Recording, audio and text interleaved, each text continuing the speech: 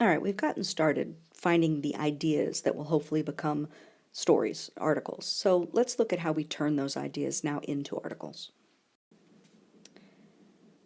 So we've already talked about this a little bit with the idea that articles come from everywhere. So, the picture that I've given you here, this sign that says selling lemonade to help my sister get well, an idea becomes a story by stopping at this lemonade stand and asking these people what exactly they're doing. It comes from walking into new shops and asking, tell me a little bit about this. It comes from going behind the news. So if you've read something in your local paper or your school paper or whatever it might be, of some circumstance that happened as a relatively breaking news event, go behind that, see what happens next, see what the circumstances were that led up to it. Look at old ideas. So, we're going to talk about different things like seasonal stories. Christmas rolls around every year. Valentine's Day rolls around every year. There's going to be stories that come up about pool season opening up in the summer. How can you look at that idea in a different way? So if pool season's going to open up in June when school lets out, what can you do differently about pool safety or about swimsuits, or depending on what the magazine is that you're looking for, if it's a pet magazine, about keeping your pets cool in the summer, or keeping your dog safe while they swim. I mean, there's all kinds of ways that you can develop stories just from something that's been around for a long time. Think about current events. How can you spin those into something? Looking at what's going on overseas, looking what's going on domestically. Certainly we have the economy, the Congress, all of these news events that are constantly swirling about us. How can you localize that in some way, or make it a magazine article? So, if you want to get a behind the scenes look at your school board, see if there's a school board member that you can profile that may fit your city magazine. There's always an opportunity to bring a story to life through the people. And just keep thinking that story ideas are everywhere. But remember, and I know I've said it before, but I will keep saying it, you have to have the story that fits the right magazine. They don't really have to come in any order. I mean, you absolutely can have a magazine that you're passionate about and find a story to fit it. And the better you know the magazine, the more likely you are to come up with an idea that will fit that book. At the same token, you may come up with a great story. You're going to have to do research into a magazine to make sure that it is indeed the one that fits it. I was editor of a horse racing magazine. It was a very specific magazine geared toward a very specific audience. I can't tell you the number of people who pitch me stories about riding horses, or buying your first pony, or whatever that would be, none of which fit a magazine about horse racing. All they saw was horses. So you have to really get to know the magazine before you will be able to successfully pitch a story to it. Now, writing is a very personal thing, and I understand that. It can be personal and it can be professional. Now, I make money writing. I mean, I don't make any bones about that, and I don't honestly write for fun. If you want to write for fun, that's awesome. I wholeheartedly encourage you to get a blog. I encourage you to keep a journal, whatever it is. If you don't want to be edited, or you don't want to have to tailor your story or your writing style to any particular magazine or editor style, then you can absolutely write on your own and not worry about selling it. But the second that you want to be professional at writing, you have to write things that are marketable to other people, things that will appeal to an audience, that an editor will be able to publish, that will fit within their publication. That's not comfortable for everybody, and I respect that, but it is something that you have to keep in the forefront of your mind if you want to go ahead and be a magazine writer. I'm a firm believer that everyone can be a published magazine writer if they work at both being a strong reader and being a writer, but you have to be willing to follow what that magazine is looking for. So you really have to find your audience. Who are you writing for? What exactly is this publication about? If you look to write for Dog Fancy, that's a very different magazine than Bark. They have a very different tone to them. They're very different stylistically.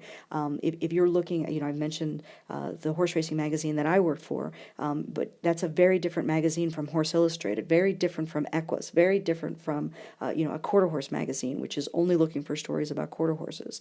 If I'm looking to do a story for Columbus Monthly, it very well better cater to a Columbus audience. It can't be in Cincinnati, it can't be in Cleveland, it can't be outside the state of Ohio. So understanding what exactly your audience is key to your success in selling that article. It also can help you tailor other stories to different publications. So you may have a story that you've read someplace else in another magazine, and if you can tailor that to a publication that you're interested in, now you're halfway home.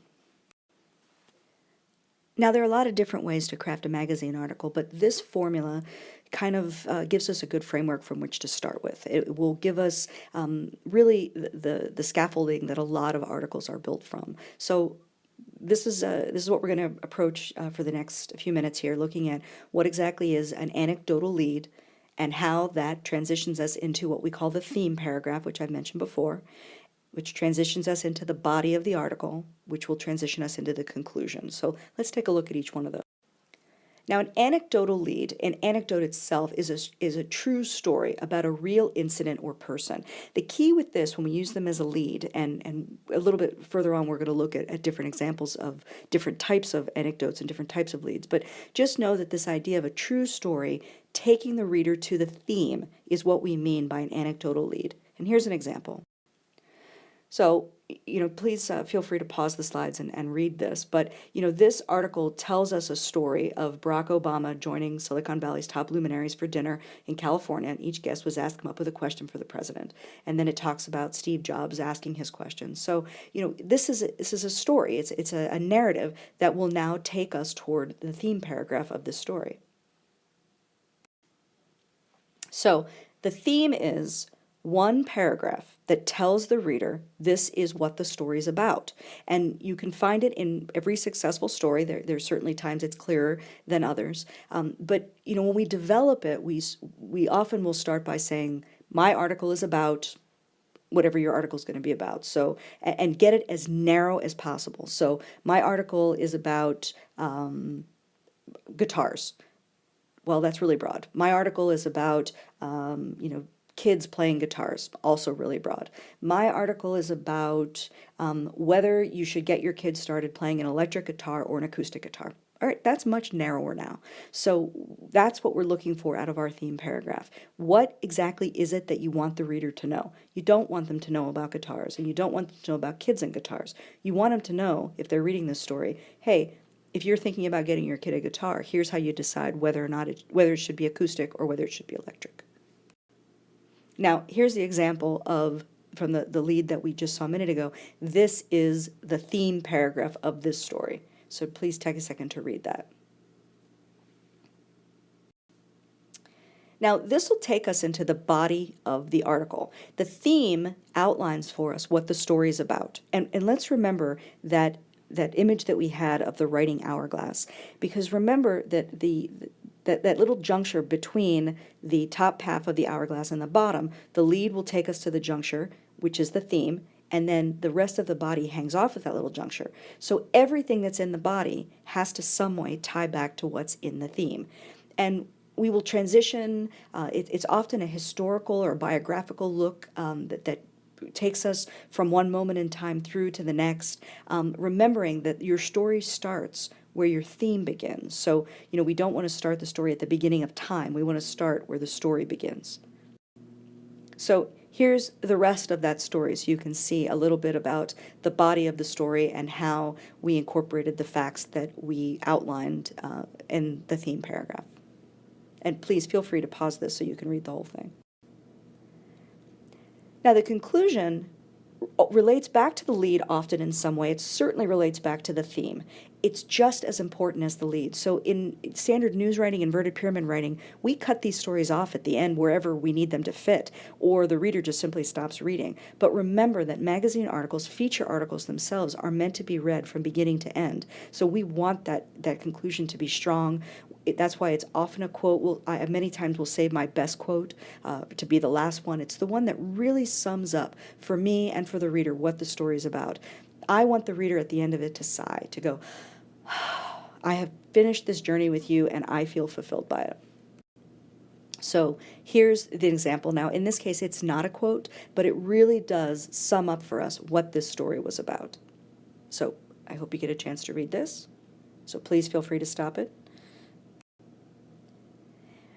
The reason that we hammer so much about coming up with ideas and being able to develop your own story ideas is, as a writer, I either have ideas or I have assignments. And I got to tell you, ideas are a whole lot more fun than assignments. Assignments are someone else's vision. And I know a lot of my students always want them to say, they always say to me, just give me a story idea. You don't want me to give you a story idea. You want to write about something that's interesting to you, that's compelling to you, that you have there's something about it that has sparked an interest in you. And that spark will grow into a fire if you will let it, if you will, be willing to dig around and collect evidence and find out what the story really is about. And then to be able to bring that to life for readers is the greatest gift of writing.